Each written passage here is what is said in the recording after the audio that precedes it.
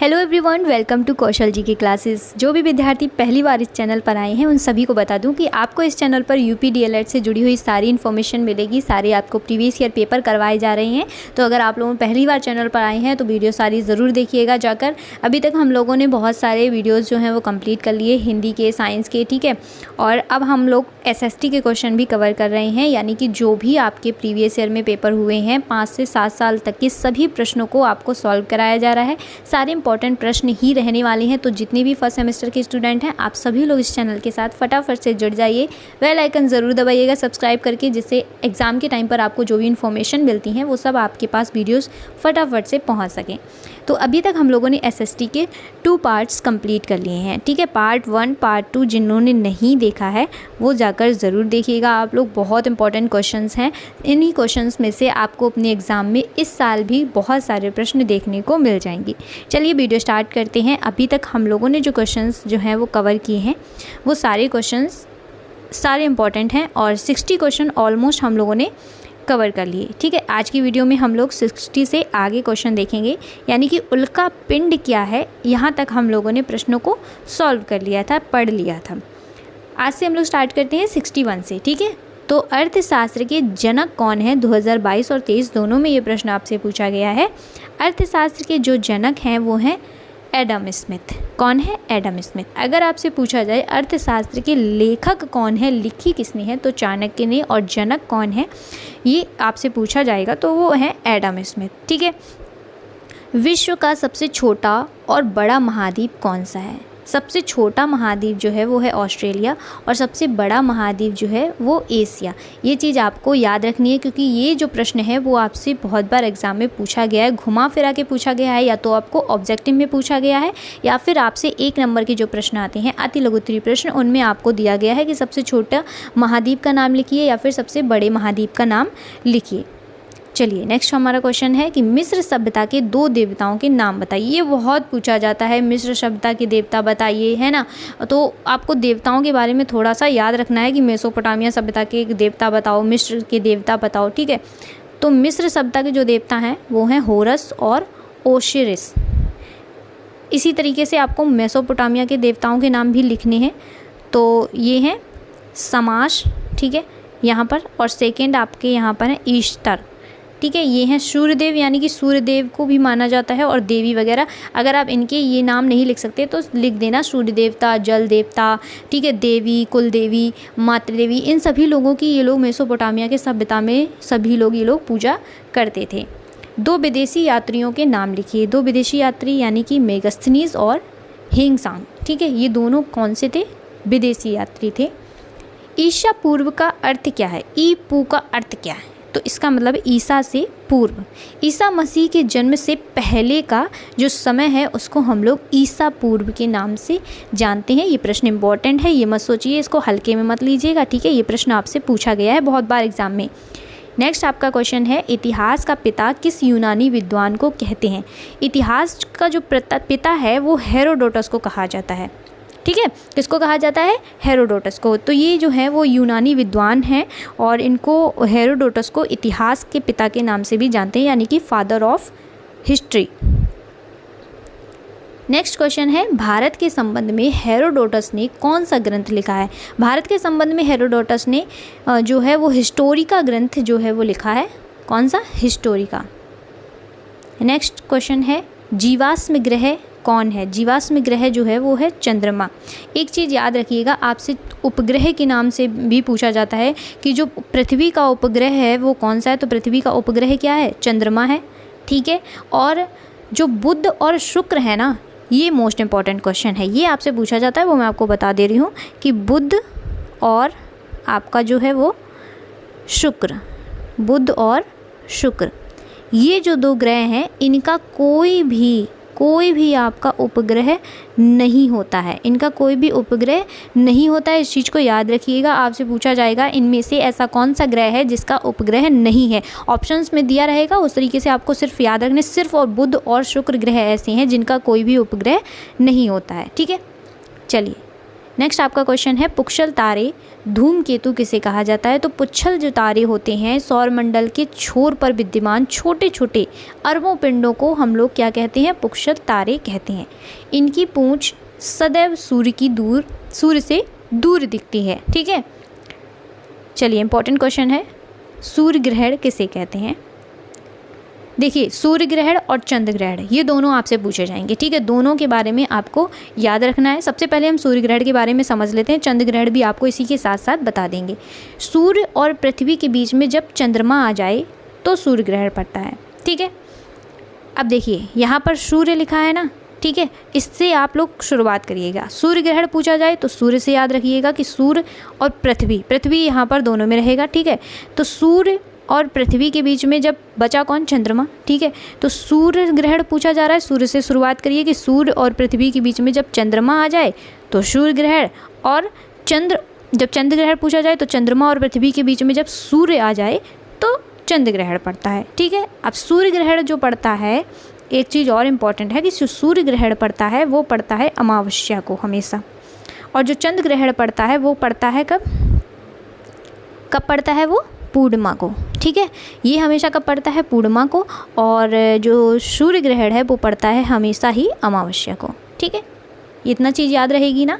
Next question की तरफ बढ़ते हैं, चंद्र ग्रहण की स्थिति कब होती है। तो सूर्य देखिए आ गया, सूर्य और चंद्रमा के बीच में जब पृथ्वी आ जाए, ठीक है, तो वो क्या होता है, चंद्र ग्रहण होता है। और ये देखो पूर्णिमा कब लगता है, पूर्णिमा को लगता है। ठीक है, चलिए, या तो आप देखिए हमने क्या कहा था, चंद्रमा से स्टार्ट करी, तो चाहे चंद्रमा से स्टार्ट करो चाहे सूर्य से स्टार्ट करो, चंद्रमा और सूर्य के बीच में पृथ्वी बोल दो। ठीक है, ज़रूरी नहीं है इसको यहाँ पर वो रख दो, इसको यहाँ पर रख दो, ऐसा भी रख सकते हैं। तो चंद्रमा और सूर्य के बीच में जब पृथ्वी आ जाए तो चंद्र ग्रहण पड़ता है, और इसको हम पूर्णिमा पर ये चंद्र ग्रहण जो है वो लगता है। नेक्स्ट आपका क्वेश्चन है, अंतर्राष्ट्रीय तिथि रेखा किसे कहते हैं। तो 180 डिग्री देशांतर को हम लोग अंतर्राष्ट्रीय तिथि रेखा के नाम से जानते हैं। इंपॉर्टेंट क्वेश्चन है, ध्यान में रखिएगा। बौद्ध धर्म के प्रवर्तक कौन थे। तो बौद्ध से याद रखिएगा गौतम बुद्ध। ठीक है, बौद्ध से बुद्ध ये याद रखिएगा, और बुद्ध का नाम आएगा तो गौतम बुद्ध अपने आप ही आपको याद आ जाएगा। तो गौतम बुद्ध जो हैं वो प्रवर्तक हैं बौद्ध धर्म के। नेक्स्ट हमारा क्वेश्चन है, महात्मा गांधी ने अपना प्रथम उपदेश कहाँ दिया था। तो महात्मा बुद्ध, ठीक है, महात्मा बुद्ध ने जो अपना उपदेश दिया था वो पहला उपदेश दिया था सारनाथ में। बहुत बहुत इंपॉर्टेंट है, आपसे सभी एग्जाम्स में पूछा जाता है, सीटेट के एग्ज़ाम में भी ये प्रश्न पूछा जाता है आपसे। महापरिनिर्वाण की घटना का आशय क्या है। तो बुद्ध के देहावसान, ठीक है, जो बुद्ध हैं उनका देहावसान को महापरिनिर्वाण जो है वो कहा जाता है। देखिए जो बुद्ध हैं उनका देहावसान जो हुआ था जहाँ पर, उसी को महापरिनिर्वाण कहा जाता है। ठीक है, नेक्स्ट आपका क्वेश्चन है, किन्हीं दो पुराणों के नाम बताइए। तो एक तो हो गया अग्नि पुराण, दूसरा हो गया शिव पुराण। नेक्स्ट क्वेश्चन है, वर्ण व्यवस्था में किन्हें क्षत्रिय कहा जाता है। जो लोग शत्रुओं से युद्ध करते हैं और प्रजा की रक्षा करते हैं वो लोग हमारे क्षत्रिय कहलाते हैं। नेक्स्ट क्वेश्चन है, प्राचीन भारत में दो महाकाव्य कौन से हैं। रामायण और महाभारत, दोनों के बारे में मैंने आपको बताया है। महाभारत की रचयिता कौन है, रामायण की रचयिता कौन है, बताइए। अभी मैंने आपको बोला था, ठीक है, जो फर्स्ट हमारा क्वेश्चन था SST का वो यही था। ठीक है, तो महाभारत के रचयिता और इन दोनों के रचयिता जो हैं वो पूछे जाते हैं। महाभारत जो है महाकाव्य, इसके रचयिता कौन है, वेद व्यास जी, और रामायण के हैं वाल्मीकि जी। ठीक है, महाभारत के कौन से हैं, वेद व्यास जी, और रामायण के हैं वाल्मीकि जी। ठीक है, महर्षि वाल्मीकि जी। नेक्स्ट क्वेश्चन हमारा है कि विश्व दुखों से भरा है, यह सिद्धांत बुद्ध ने कहाँ से पाया था। ये सिद्धांत उन्होंने पाया था उपनिषदों से। ठीक है, जैन धर्म के संस्थापक ऋषभदेव थे। जैन धर्म के संस्थापक कौन थे, ऋषभदेव थे, और ये प्रथम तीर्थकर थे।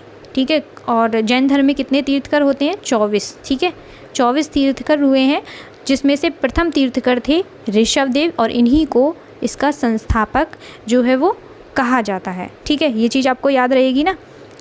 कि 24 तीर्थकर उसमें थे, जिसमें से प्रथम ऋषभदेव थे, जिनको हम लोग आदिनाथ के नाम से भी जानते हैं। ये चीज़ भी आप लोग याद रखिएगा, इनको हम लोग किस नाम से जानते हैं? आदिनाथ के नाम से भी हम लोग जानते हैं।